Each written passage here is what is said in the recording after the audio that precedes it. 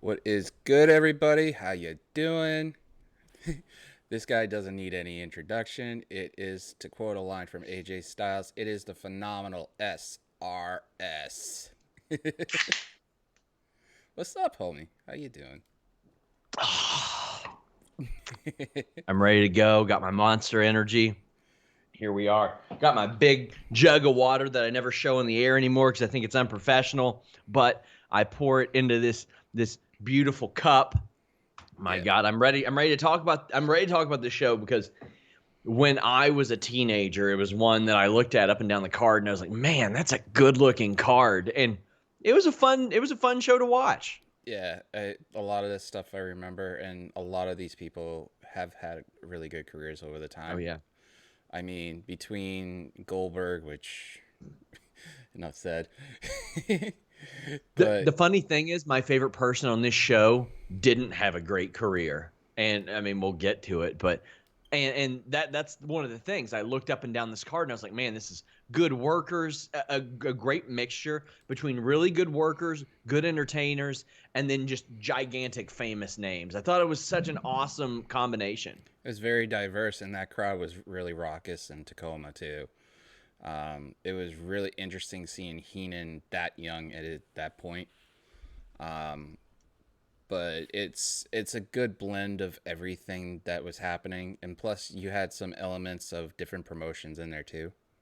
Yeah, So I mean, with one of the matches, it was like an ECW reunion kind of deal, which made yeah, me laugh. I was all happy about it. me too. Like that was one of my favorite things. I mean, are we gonna announce what it is? It's Spring Stampede '99. Yeah, Hell of a show. And that was really around the time I got the internet. I had like web TV or something like that, and I would refresh for the results and all that stuff. But I loved Kidman. I loved Mysterio. I loved Juventud Guerrera, Bam Bam Bigelow, and Hack. And I liked all these guys who weren't at the top level, but were good at what they did. And then there was a guy named Blitzkrieg that I saw, and I was just like, man, this guy is the greatest thing that I've ever seen. And to see him go out there and have this unbelievable match, like, it oh was really man, good. oh God, it was insane, man. The crazy thing is like he retired like right after. Like he didn't bother wrestling after he just I think it was like maybe 7 months after this he retired. He was just like, meh, okay, But I'm this done. I'm gonna be a computer technician. I've had the internet since '96, but I'm also like almost near my 40s, and I remember AOL dial-up. That's how old I Yeah. am. So, but yeah, I was watching this with my sister, and she said Blitzkrieg kind of looked like the Shredder. Speaking Yeah. of Denise, hi Denise. By the way, Yeah, he did, and the gear was so good. I mean, it was different, and he was insane. He was unreal in the ring, and I remember I mean, I don't remember specifically the first time I saw him, but the thing is, he wrestled for less than a year in WCW, and I'll never forget him because he's doing stuff that today you'd be like, how is he? How is this person doing this? how How is it is this possible? possible? Yeah, I was just sitting there, and I was just like, okay, just the pace of the whole show was starting it. But once this match started, it picked up real quick, and I was always a Hoovy fan to Yeah. start with. I mean, the just the cruiserweight area was good. I mean, the Hammerlock counter was just to start. It was literally a counter by counter match. The mat was work. It was mat work for the most part. Heenan was like on point with a lot of the commentary throughout the show, and he was funny as hell half all through it. Couple of pin attempts, but Blitzkrieg is just phenomenal. Hoovy kicked out a bunch of times. These guys were going nuts in this match. It was a fast paced match. There was a tilt a whirl backbreaker that was awesome. Oh That God. spot was so good. Um, Juventude's still doing it. It's 2020. He's still out there wrestling. I talked to Killer Cross, now Karrion Cross, about working with him a while back, and he said that he loved doing it. I mean, he's got this colorful personality, Juventude does. But man, back then, he was that's the thing. Juventude was 24, Blitzkrieg was 23, and they're going out there. And I thought by far having match of the night there. And that's not taking anything away from the other matches because there was a really great tag match on here too. Yeah. But I thought they had the best match of the night, and like part of me was like, okay, maybe in the 21 years it's been since I've watched Blitzkrieg wrestle, maybe I'll not like him as much. Maybe it was just flashy stuff for the sake of it, and I didn't like it as much as I did in retrospect. No, I loved it just as much, if not more. Unreal, and having Juventud in there to work with. Juventud was already a bit of a veteran at that point. Like he had already been wrestling for 5 years at that point. It's amazing to see the progression of these two, and even if it was a 1 year thing for Blitzkrieg, it half the stuff you see him do in this match is almost kind of remnants of what people are trying to do now. If you Yeah. had to compare the two, And a lot of people don't know the history of Blitzkrieg. Like I said, he retired 7 months after this. He wanted to be a computer technician, but a guy that's in AEW now, Jack Evans, member of the Hybrid 2, took a particular interest in this, and he had a very similar style. I would say maybe a little less cohesive than Blitzkrieg, but a few years after this, Blitzkrieg came to a show and gave the gimmick and the mask to Jack Evans. Now, Jack Evans didn't really use it that much, but I think that is kind of cool that somebody who was around for that very brief period made such an impact on somebody that is still around today. That's saying something. That's and Jack Evans is going to influence a lot of people. Now I know that Jack Evans he used the Blitzkrieg gimmick for a little bit in like 05, 06, 07, but didn't use it a lot. But just I thought that was very cool. it's just interesting how like people's influences just go throughout the entire time in wrestling. You got Hogan and Flair, and then later generations say the same thing, that Flair and Hogan were inspiring them. Like Michaels said the same thing about Flair. I mean, if I was a wrestler, Hoovy would be the one that I would be most influenced. But it's kind of hard to be a wrestler with what Hoovy does, and me being 6 feet 280. That's kind of a little hard to do a lot of things. Yeah. But that tilt to work, my God, the handspring elbow by Hoovy, Blitzkrieg was just going after Hoovy. This match was really good. Hoovy was using the 10 punch turnbuckle kind of spot that they usually do. The missile drop kick by Hoovy. Blitz was walking on outside, and like for the most part, Hoovy was in control of this match, but the brainbuster looked amazing.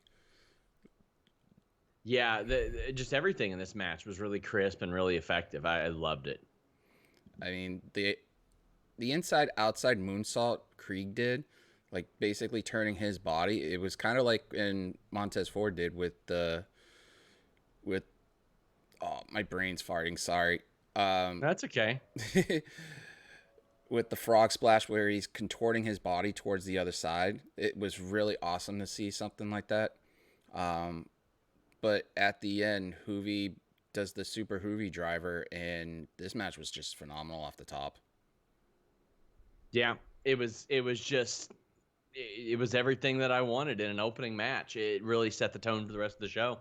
Yeah, and then you have Hack, who is with Chastity, but we also know Hack by a different name, but it's called the Sandman. Yeah. And then Bam Bam Bigelow. This was literally what it sounded like, literally a hardcore match. They took everything except for the kitchen sink. At one point, Sean, I was literally thinking the kitchen sink was going in that ring. Yes. Yeah, that's one of the things I liked about WCW at this point was they could have a match like what they had in the opening match, then they could give the same amount of time to a hardcore match between these guys. And I'm not going to say that this match was as good as the opening match, but I was just as entertained by it as the opening match. And I loved Hack. I didn't really even know him as the Sandman, but I knew he was from ECW. I loved Bam Bam Bigelow. I loved the type of stuff that he could do. I thought Chastity was great too. She was very briefly in ECW as well, but they found a good way to integrate a lot of these people, and they made like a cruiserweight division and a hardcore division, and had really good wrestlers within. I thought that a lot of the stuff that happened in WCW in like 98, 99 wasn't as bad as people thought. But then when you got into 2000, obviously it was. But this was fun. This was a lot of fun. Yeah, and they utilized every single inch of their talent that they had on that roster too. Yep, they So sure did. Well, there were a couple people that didn't end up getting used, but they went out and they got people like, and we'll talk about that in the next match. But I thought that them bringing in Hack, even though it was for a brief amount of time, was a good move. And the thing is, he much like the first match of the night, he'd be gone from WCW within a few months. I think that he left by July. So he was only there from February to July, and I really enjoyed him. And the hardcore segments were some of the highest rated stuff on WCW TV. yeah, and he made an impact for the short amount of time he did. So, Yep. but the stagecoach with the table underneath, Hack sets that up and tries to hit the somersault, and it puts Bigelow through the table. Chastity's throwing everything in the ring. I could not stop laughing. Like, there was stuff going in and out. It was just awesome to see. But these two beat the holy crap out of each other, and that's expected Sure in a did. hardcore match. They sure did. It was really good. I thought Chastity was really, really. She added to it because she was just throwing stuff in. She was going and getting stuff. I liked her in this match as well. The comment from commentary, it was like a fight at a garage sale. That was awesome. Yeah. The trash can hit from Hack, the tables on the outside. At one point, they were talking about how Chastity used a fire extinguisher, and that will be talked about later on. But the salad bowl spot was funny. Heenan said that it was a honey moon salad. Suplex attempt, it almost seemed like there was a couple of botch, almost it looked like from an angle from the camera.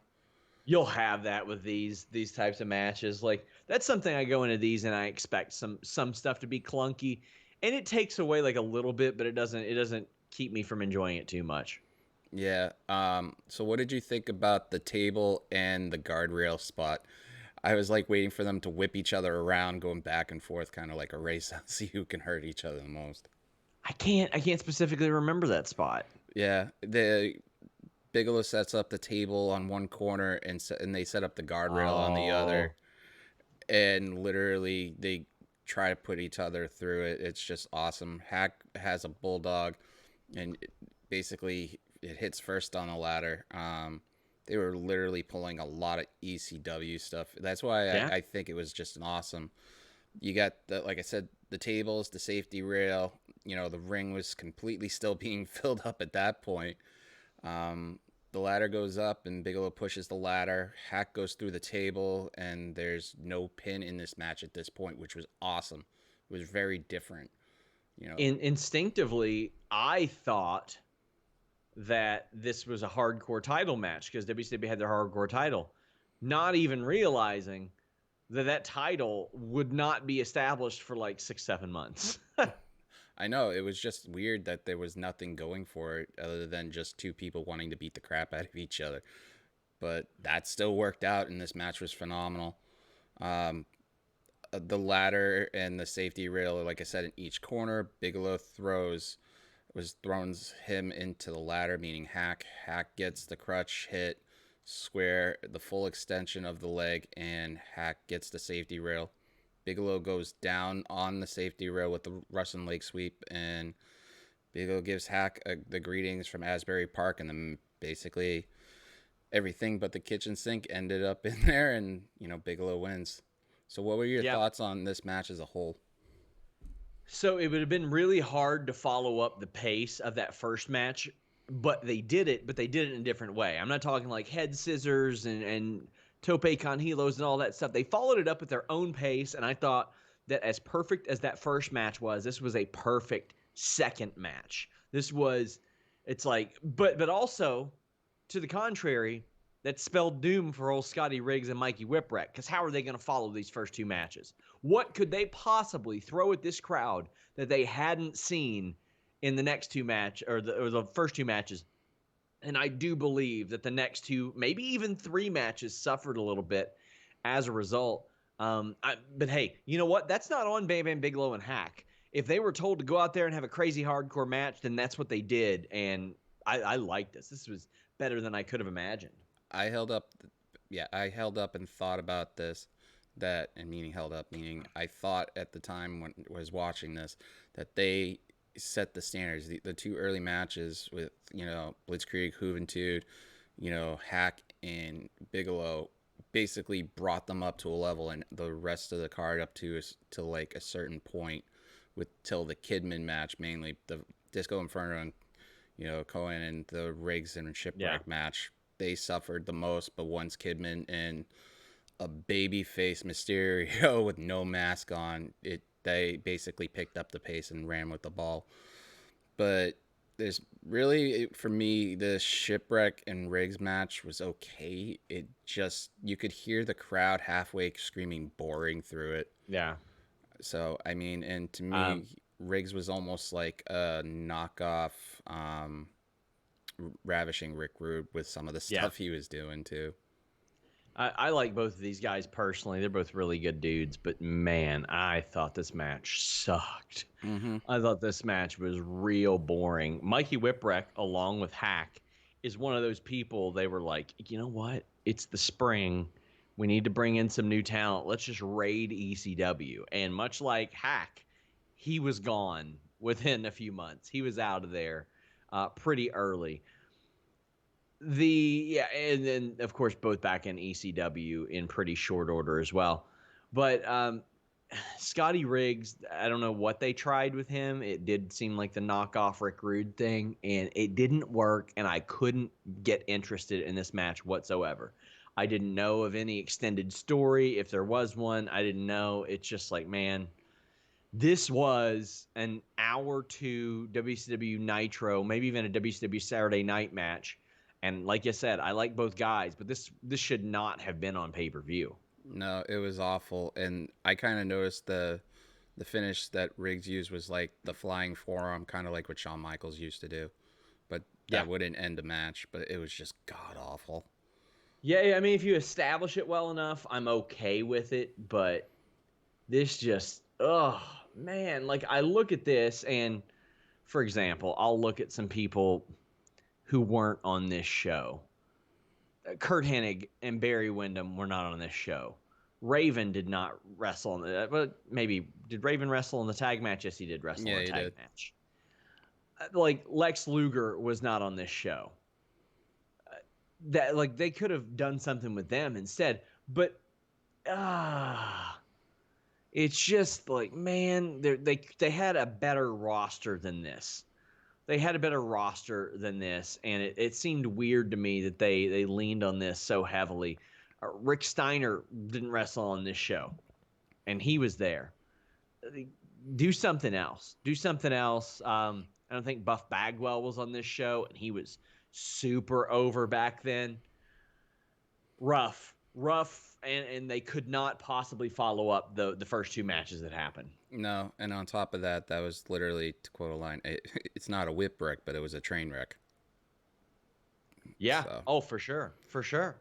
So we go to the Inferno and Konnan match. This is when Konnan was not part of the Wolfpack, and I liked him in this version of him as a character rather than the Wolfpack one, because him being by himself, it gave him more of a personality. Shivani was talking about Lakuka Raja. It's just kind of one of those takes you're just like shaking your head. Yeah, for sure. But what did you think about Disco Inferno being a Wolfpack member at that point? At that point, I was like, this is ridiculous. Why is he in the Wolfpack? Now I kind of see that he was their heater and that they were kind of using him. But I didn't like it at all, which, I mean, the way that Eric Bischoff tells it, and has told me personally, is that when he was adding NWO members, he wasn't doing it just to keep them elite and keep them all that. It was because he wanted to create two different organizations and had to have the personnel available to do that. Disco Inferno, and I get it, he's got a lot of shitty wrestling takes and says the stuff that he says. He was a very talented, entertaining guy. Like he was. So when I see people that are like, "Oh, we'll never reach beyond whatever status in WCW," I'm like, man, he played the role that he was hired to do, and I thought that he did that very well. Like that music video, I thought was hilarious. How bad that green screen was. It was so funny. Yeah, it I mean, was. this guy, they trusted in the Wolfpack. They trusted him to be cruiserweight champion. They trusted him to be tag champion, and they trusted him to be TV champion.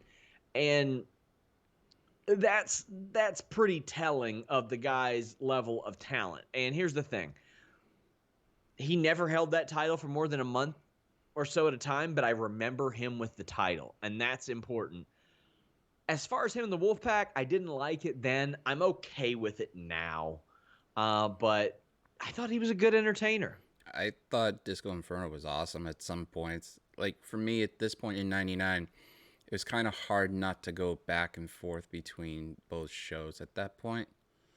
Yeah. And the main focus was, Nitro for most part, but of course, there's a reason why how they were hot in the '99 because of one streak that was going on that never has happened at that point.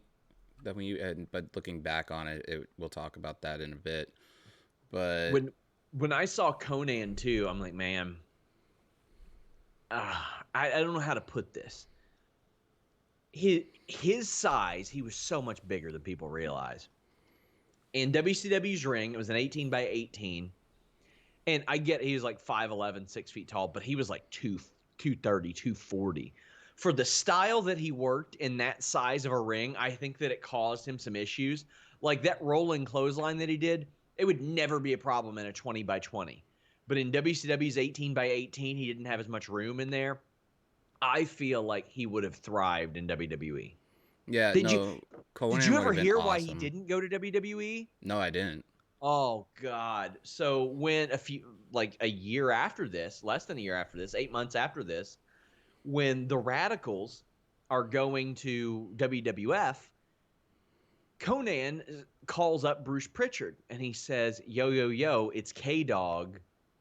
How can I get to WWF?" And Bruce Pritchard did not know who K Dog was. He knew him as Conan, but did not know who K Dog was.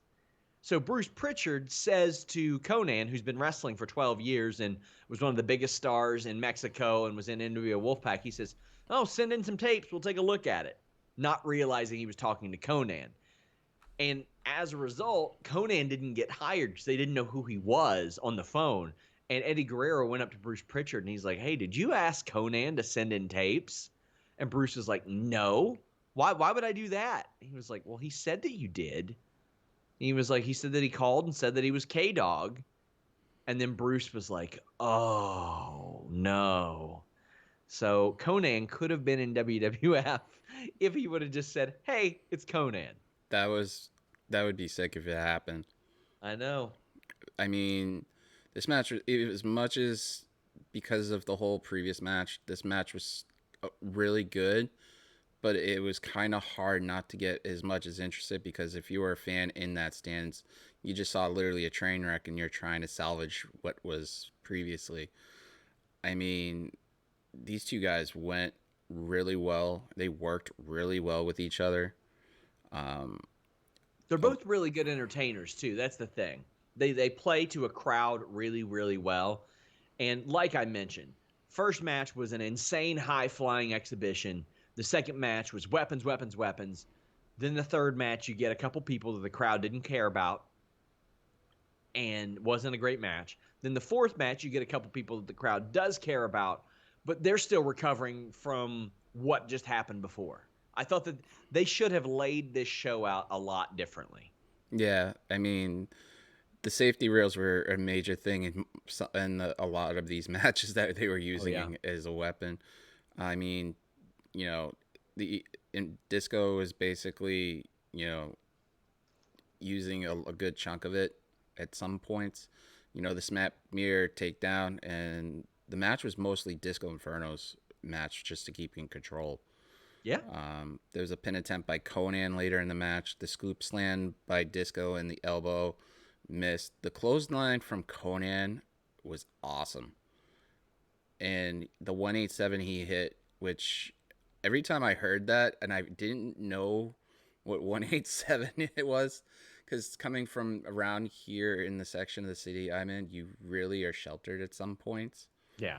So like, I was like 187, and I ended up looking at it, and I was just like, oh. Yeah. Yep. That was the name of New Jack's finishing move too. The 187. He would just hit you with a chair off the top rope. Yeah, I mean, Disco does a swinging net breaker towards the end. There was a couple of counters, but the last dance by Conan, it looked like kind of like a Stone Cold Stunner a little bit, It but was. and it was just interesting. I was just like enthralled in just all the aspects of all this, but it was an okay match overall. Disco Inferno called it the chart buster at one time too when he would use the stunner. But yeah, these two matches back to back, ones that I didn't think much of. Well, I mean, the one match that I thought it picked up real quick and real good is Kidman and Mysterio, for the cruiser weight title. Yeah, it was. Yeah. What are you thinking now that we know what Ray is now with the stem cell, and you look back at this whole section of his career? Do you think that it was still the right move for WCW to demask him, to take his No, mask not at off? all. That was stupid. That was so dumb. There's a large element of mystery that is gone as a result of Rey Mysterio having lost his mask at that point, for sure. And they did it with a lot of people. They did it with Psychosis. They did it with Juventud Guerrera, and they did it just to do it. And it's frustrating. It's very frustrating. It's so weird looking at what Ray is now and how much respect he has. Obviously, he still had respect then, but him without the mask, it feels so awkward and weird at times. But the match itself was amazing. They were talking about, at this point, they were the tag champions too, Mm-hmm. on top of it. So these guys knew every move for move. The shoulder tackle by Ray, and these guys literally just went at each other. They were saying at one point that they were going to try to be light on each other from commentary, that they thought that was, but no, these guys went at it. They went hardcore on that. Yeah, so I liked the fact that they were tag champions and facing each other, but considering WCW didn't have the TV title on the line in this show, I was just like, man, like they could have used one more title match here to make up for a lot of the stuff that didn't matter before. Uh, I liked this match, but I did not like it anywhere near as much as the match that opened the show or the one that followed this, because to me, a lot of times it felt like they were just doing moves to do them, like they were trying to get their shit in type of thing. And I back then I would have been like, oh, cool. But now I see it and I'm like, okay, that doesn't make sense. That doesn't make sense. But there were a lot of spots that I really liked, like Billy Kidman when he did the BK bomb, which is the sky high. And he would do things like he would do a front power slam. And in WWE, you're not going to see a guy that size doing a front power slam because you'll have the agents saying, oh, well, that's a big guy move. Well, what? If he can do it to Rey Mysterio, why wouldn't he do it to Rey Mysterio? If you could do it, Why? period, why not? Exactly. If you can do it, why not? Like that's my thing. Because they say, oh well, it's psychology. No, that's reverse psychology. If you can do it, but you're being told not to do it because of some other like that. If Billy Kidman can pick up somebody and slam them down face first, do it. Why not? Just because Mark Henry does it, who cares? I thought that was pretty cool. I liked that. You would see that a lot of WCW cruiserweights, like they would hit some of the sickest power bombs ever. And that actually happened to Ray a couple times. He got power bombed, and the way that he would hold the back of his head, I was like, he's either selling really good or he's really hurt. But yeah, there was a lot that I liked about this, but there were also some things that I was like, okay, I could see some. I can hope that they did better in later matches, which this was nowhere near their best match. They had one at Starrcade that was just unreal, and I think that's probably why they ended up doing this match. What do you think about the spot of Ray hitting himself in the head when he was going after Kidman on the outside? I couldn't. See, when you bring up individual spots, I can't remember them specifically, but I remember that I actually remember that happening the first time that I ever watched it, like 21 years ago. But yeah, like from specific spots, I can't, like, it won't stick out to me unless like I've seen it 100 times. Yeah, Ray hits a springboard loop Fez press afterwards and a springboard moonsault. He, I did like that springboard Luthez press. That's pretty cool. Like I would love to see like somebody adopt that these days. yeah, Brain saying their tag partners just kept mentioning it over and over again. Yes. Uh, the running, speaking of powerbomb, Kidman's running powerbomb was really good. He went for a cover after that, and Ray kicked out. Kidman with the backbreaker, there was a lot of good places. The sit down power bomb by Kidman, it seemed like a theme. But the one spot I absolutely loved in this match was the running shooting star press off the apron and going towards the floor. That was good. And especially if that was the only time for the most part in the early part of the match you see the shooting star press, that was well worth it.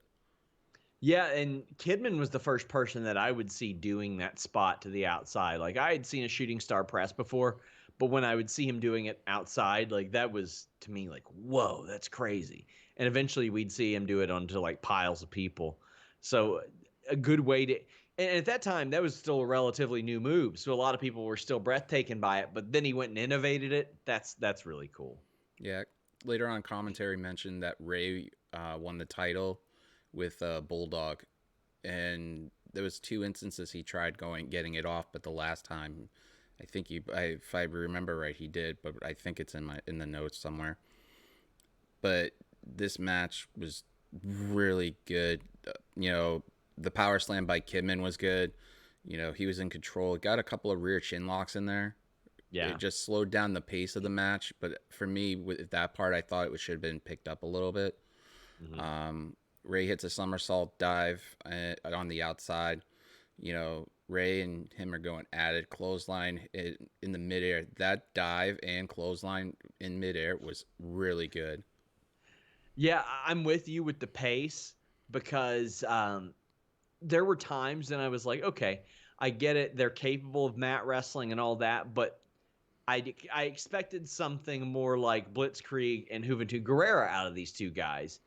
But then you got to think about it sometimes, and it's like, okay, well, Kidman can work a power style against Ray, so it's like I'm torn there, if you know what I Yeah, mean. and these guys were the start of their prime at that point, even though they were still That's a relatively good young. point. But Ray counters Kidman's move into a facebuster.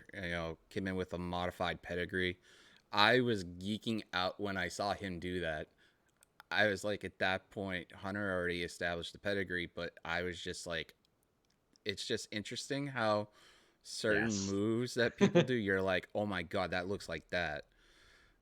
Yes. So It's weird to see that out of some people. And back then, Kidman specifically did not care, which is funny. It's funny that he didn't care about doing other people's finishers because a few years later, when Brock did the shooting star press at WrestleMania, he was upset about it. that's good to know. I still remember Yeah. that in Brock hitting his head at the on angle. So I mean, there's so many good moves. The springboard bulldog, that Kimmin hits. Kimmin off the top and Ray gets the guillotine leg drop. You see that more often now, but back Mhm. then you didn't see it as much. Um, Ray was setting stuff up, and Kimmin blocked it, and Ray stopped Kimmin and knocked him down. It's just the Frankensteiner was there. That move was used this match and another match, which they pointed out later in another match that was extremely rare.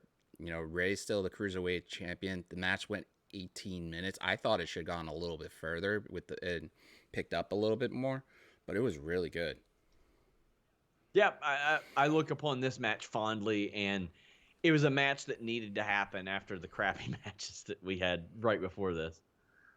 I mean, they also did a recap of how Mysterio and Kimmin won the titles, and this leads into the Horsemen versus Raven and Saturn.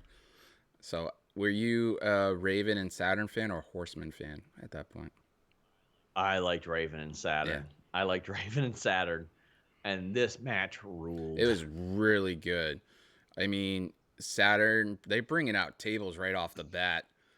And it was just like, okay, so this is how it's going to be. It was hard hitting, physical. For me, it was interesting to watch. But I wanted to ask your opinion on this because we're dealing with somebody that's no longer in this world in this match. And Yeah. if you had to separate his body of work from the man, what would you think of the body work of Chris Benoit as a wrestler and not the person? Great work. It's hard for me to look back on anyone, and I mean, I could tell then the dude was juiced to the gills. It's I don't know what it is, but aesthetically, I'm like, man, it makes me a little uncomfortable to watch people juiced to the gills wrestling. There was a particular spot in this match that tied those two together, and I think you'll know what it is. But when I see him do a diving headbutt off the top rope onto a chair on purpose. I'm like, one, that's stupid from a psychological standpoint. Two, it's stupid from a human being standpoint. Because that spot was dumb, and you didn't see a lot of dumb spots out of Chris Benoit. He would generally make sense out of everything that he did, but even he was not exempt from really dumbass spots. But that separated, I thought he was an unbelievable wrestler. He was an inspiration of mine.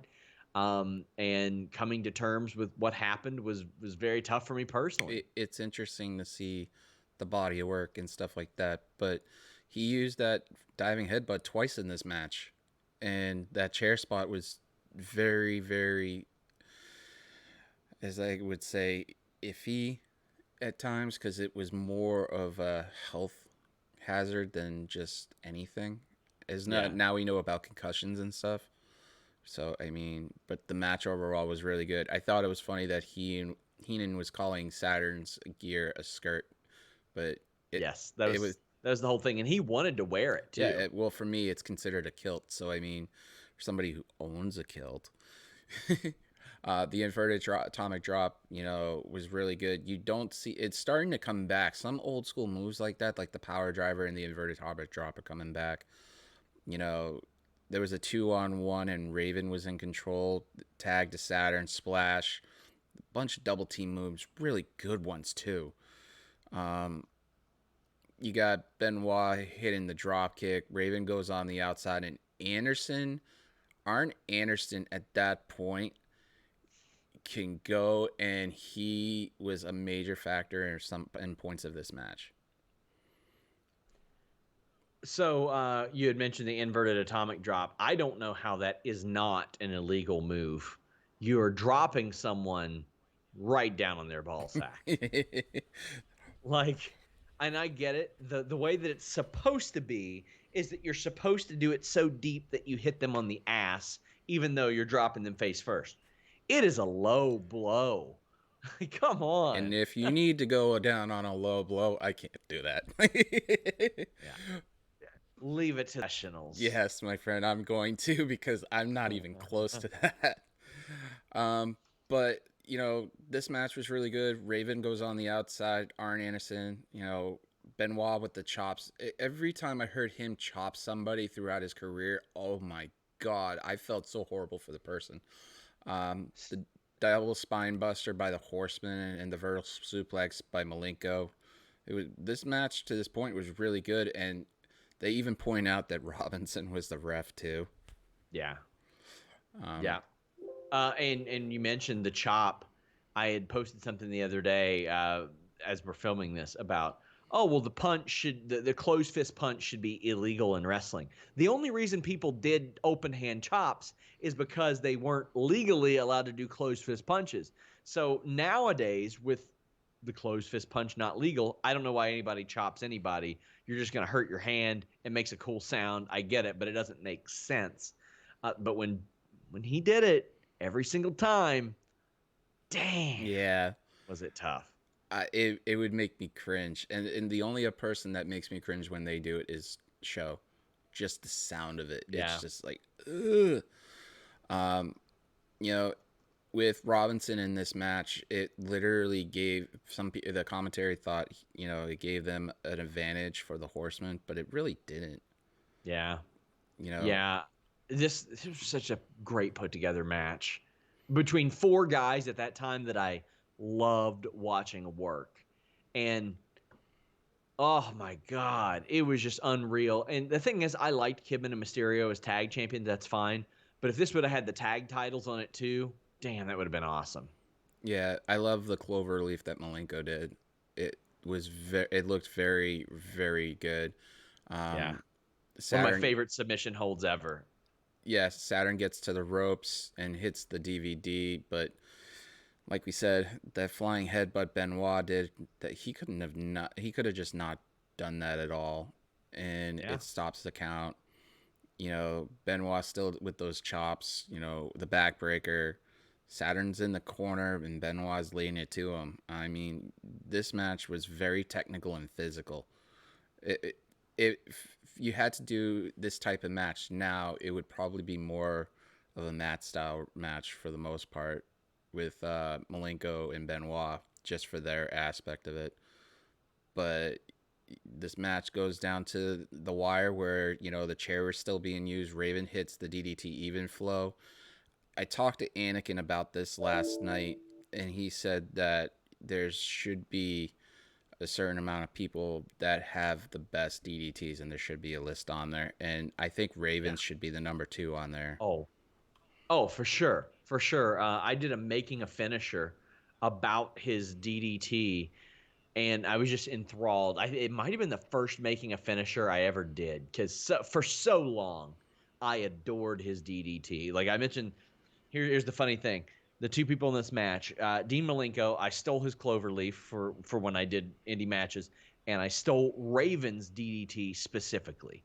And there were a whole lot of people that didn't want to take the Raven style DDT because you don't necessarily front bump or flat bump. Sometimes you fold. It just made it look so good all the time. Yeah, I think the for women's side, Alexa Bliss's is pretty good too.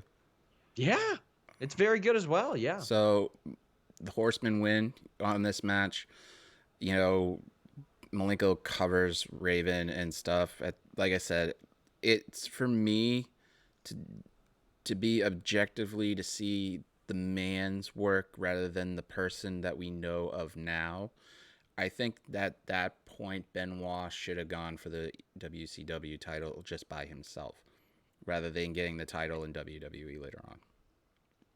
And soon he would, like within a few months, but it was like he was ready. You could tell he was ready. And that's the thing. They didn't push him and others until they had to. And when they had to, it was too late. Yeah, especially towards the tail end of WCW's life shelf. Uh, Yep. Steiner, oh my God, him and Booker T work really well together. Yes. But this character, when he was walking around, people wanted to beat the crap out of him. That was my main takeaway from this. I'm glad you brought it up. The heat that this dude had was unreal. Like he was just trying to fight people. Oh my God, it was incredible. At one point, he had a woman in the crowd, like literally touching him, and the boyfriend was right next to him. And the line he said is, "Your boyfriend does not have the ability to please you like I could." I just started laughing. I thought it was funny. And then he goes into the crowd and starts crap with the patrons in there. This match was literally a really good match, but just the psychology of it was just him looking around, waiting for somebody to come in the ring. It was so good. Oh my God. Like that's the thing. Like as I saw this, I was like, man, that was people talk about the heat that happened in decades prior and all that. Scott Steiner was having people taking shots at him or asking him to take shots at them. There were people begging for lawsuits there. Like they wanted to get that check off of Scott Steiner hitting them. And I think it's because they thought that he might actually hit them, if you know what I mean. Yeah, Like they thought, okay, I can get this guy to hit me because he's a loose cannon, and that means they bought into what he had going on. If you had to take a picture of his early WCW run compared Hmm. to now, it's a completely different person, and it's Yep. amazing how everything is. And he, in part, even though the beginning of the match was really good, he was more focused on the outside aspect of than anything. And then he laid it on Booker with the elbows and the punches, the Irish whip, and Yeah. Booker hits the flying forearm. Booker reverse kick.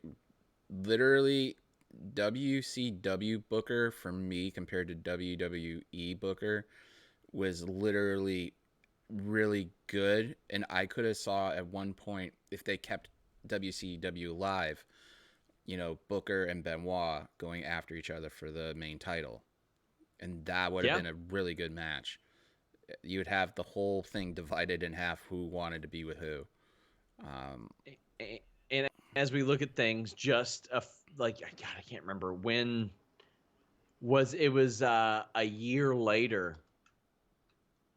Booker T was like finally getting his spot. He was finally getting his world heavyweight title. Like I look at this and I'm like, man, there were so many people. There were so many people. Steiner, Booker, Benoit, namely, they were ready to be the main event. And I liked the guys that were in the main event, but they had younger people who were ready to be the main event. And a lot of this show really put that on display. yeah, and the ref in this was very timid throughout of it, obviously, because Yeah. Steiner was making a point to just let everything go and make him do as he see fit. But obviously, it didn't work out for the most part for Booker. I mean, the psychology of this match was really good. Um, the Frankensteiner, the first time that he's ever used that move in a long time, they said, was really good. Yeah. You know, the back and forth. Booker hits at Alabama Slanna, and it Yes. commentary just had to say it looked like a sidewalk slam, but it looked like it was literally an Alabama Slam. Yeah. Yeah. And I liked that they brought up the fact that Steiner used that. I mean, a lot of people think that he invented the Frankensteiner. He claims he did. He didn't. Huracan Ramirez did back in the day. That's why it was called a Huracan Rana for a long time, or still is to some. But when he is that jacked and still busts it out, I was surprised then. So when he was doing that a couple years ago, I was like, man, that is nuts. But to see a guy that size, a lot of people wondered if he could still do it. I still believe it. He was that athletic throughout his whole career too. He was very agile too.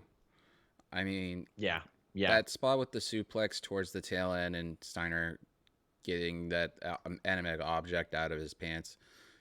There's a Blue Chew segment right there. um, but that kind of was like a bad way to end this match. You hit him in the throat in the middle of a suplex, and then Steiner wins and becomes the U.S. champion. But the psychology of this match with him and Booker was so good, and Steiner literally trying to make people want to beat the crap out of him was really good too. yeah. That heat was the thing that stood out to me. As much as the matches were good, like the tag match, the hardcore match, the cruiserweight match that kicked off the show, I remember them so fondly. One of the things that will stick out on this show to me is Scott Steiner getting heat. Yeah. What do you think about the segment that they were trying to have Ray interviewed with the internet people, They and tried. the crowd was so loud? I thought it was just so funny because literally after that match, that was the wrong spot to do an interview.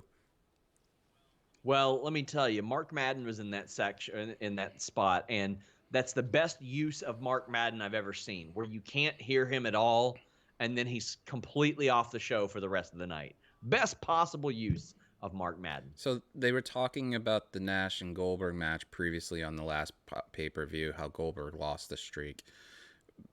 But what are your thoughts on Goldberg losing the streak the way they did previously? Because they mentioned that Hall intervened with the taser, and Goldberg was like literally adamantly wicked pissed. And I'm not talking about pissa. I'm talking about pissed. Hey, maybe he was. Maybe he got the piss tased out of him. You never know. But this crowd was screaming obviously the same thing, and Heenan said it's the man. Now looking back on it, that phrase gets used a lot right now. Oh You yeah. know, Oh yeah. Well, I hated the way that they ended the streak. To me, I get it. They wanted to capitalize off of heel heat. To me, why wouldn't you build up another monster?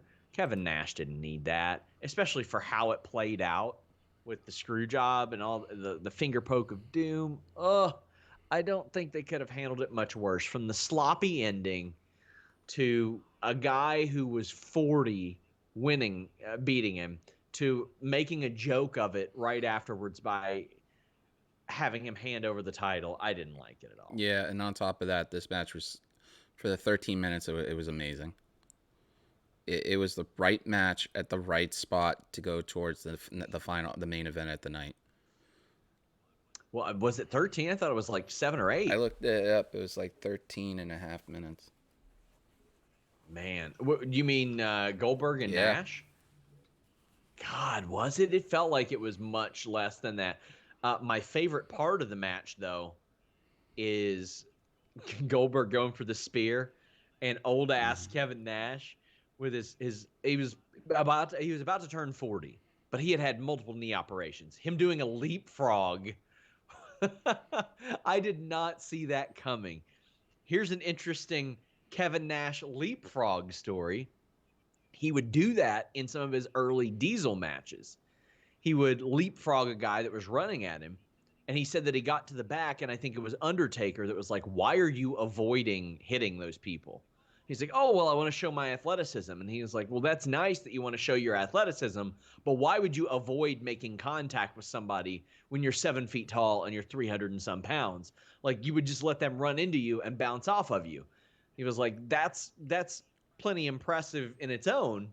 So I thought this was a nice way that Kevin Nash, years later, found a good spot for a leapfrog. Like, he wasn't using it because Goldberg was going to bounce off of him. He was doing it because Goldberg was going to run through him and Goldberg was going to destroy him. So I thought that was a nice callback to something that I've heard him talk about before. Yeah, it was really good. Um, so I mean, for the most part, this match was really good all the way through. So we'll see what happens towards the tail end. Other than the ref getting speared out of his freaking boots, that was really good. You know, the leapfrog hitting it. Literally, I think he got speared in the kneecaps and the legs. I was like, oh man, that had to suck so bad. Yeah, I mean, at the end of it, you know, Goldberg wins, but they even said, could he even get the jackhammer and this off, and he actually did. Yeah. So Yeah. Oh, did you ever see the one he did on the Big Show on the Giant back then? no, I didn't. Oh, it was great. Like, man, he was a freak of nature back then. Yeah, and then the main event. This match was literally like insanely done well. Like Yeah. a lot between, you know, it's another way of calling it a fatal four way basically. So, but Yes. Macho Man is the ref. That's just awesome. It's good to see Flair being young in this, and you know the commentation was really good. The question I had at the beginning of the match was Savage be a factor, and obviously he was. Um, but it's interesting to see, like we talked about earlier, how the NWO was split. But I never thought Hogan would be on the Wolfpack side at some point. He shouldn't have been. It should have been an infight, and they screwed all that up. But you mentioned basically the fatal four way. This was a very early stage in that. You could tell by the way the match happened, none of these guys had done one of these before, or at least it wasn't normal. And they didn't have a lot of these back then. Like, it was a special attraction to have triple threat four corners. Like, a couple years before this, they did WWF Final Four with Vader, Taker, Brett, and Austin, and that was awesome. That was great. I mean, But you could tell that Hogan and Flair were like, man, I've been wrestling singles matches for decades, and Sting had been for 15 years, and Page, I thought, adapted best to this because Page is a more innovative guy than any of these people. And he had only been wrestling full on for a few years at that point, like five years or so. So I think that he was a little more adept to this type of thing and more used to this type of thing. But I really I there were some spots that were really weird, like the save spots and all that. It didn't quite click for me, but at the time I was like DDP and Flair and Hogan and Sting. Oh, and Savage is reffing. To me, that was like as star-studded as it got. Yeah, and that basically the way it is. These guys went at each other individually and stuff. You know, DDP at that point was as a face was red hot at that point for me because literally between for me as a 18-year-old kid from Massachusetts, it was either watching Goldberg or DDP matches. So I would Yeah. literally tune into those two. You know, the action was quick pace. DDP on Sting, Flair on Hogan. There's a lot of stuff with Hogan and Flair in this too. Um, the spot where DDP does the figure four on Hogan looked really deadly, and then all of a sudden you see Sting just basically pull him off. Do you think at that point Hogan was just selling it at the injury, or was he really injured at that point? I don't think he was injured at all. I don't think he was injured at all. I think he wanted to get the hell out of there, out of this situation, and get the hell away from possibly eating a pinfall. So he's like, get me out of the match, brother. Because, I mean, like I said, Hogan at this point, I mean, obviously his best days were behind him. But I think at this point of Hogan's career, he had less than 100 matches left, is what I saw. Yeah, as I looked, he had 96 matches left in his wrestling career. Like 96. So not only were his best days behind him, he was wrapping up completely. He was done. And he didn't show back up until July. And what happened in July when he came back? He immediately won the WCW Yeah. title. Immediately won the WCW title. So to me, it looked like a that doesn't work for me, brother type of thing. But maybe I'm wrong. Well, Sting basically, when they restarted the match, had the full momentum for the most part. DDP takes advantage of both of them going after, Sting going after Flair. There was a lot of good things. The discus clothesline by Page, which you see still used to this day, with Natalia. The pin attempt and the kick out from Flair. The Stinger splash on DDP and the facebuster by Sting. Sting used that twice. But talking about moves that were basically used, the reverse was those back and between Sting and DDP on the tombstone spot was awesome. Oh, I love it. If only Roman and Undertaker could have pulled it off like that, Yeah, right? Um, that's the thing I liked about Sting interacting with DDP. You could just tell always that Sting or that DDP was going to have a lot of innovative stuff to do. Ric Flair, one Hogan ain't going to do anything like that because that doesn't work for me, brother. Ric Flair, the mentality he's always had is tell me what bump to take and I'll do whatever. That and I respect that. Sting is more willing to go out there and try stuff, and I like that, and I thought that was cool. Sting, in saying that, he's got the worst sharpshooter Scorpion Deathlock ever. Oh my God, it's so bad. It is so bad. He ties their legs up and then leans over. When you do that move, when you stand up and you lean over, that takes every bit of pressure off the move.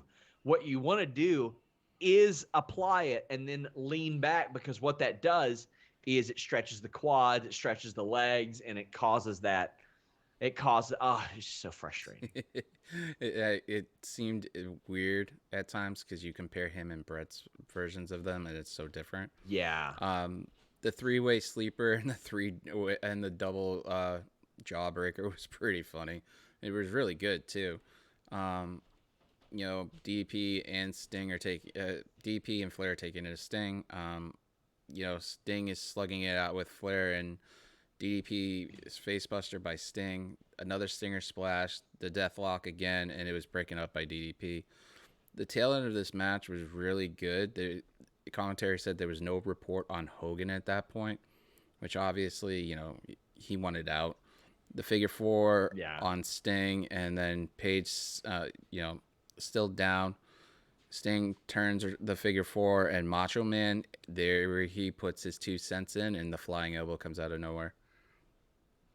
So That was cool. I loved the finish because here's the thing. Randy Savage is in that ring, and 4 of those people that are in there, his history with Hogan. At that time, he had deep history with DDP, too. Had one of the best feuds of the 90s. But he's also had a long history with Ric Flair. Really, the only person safe was Sting.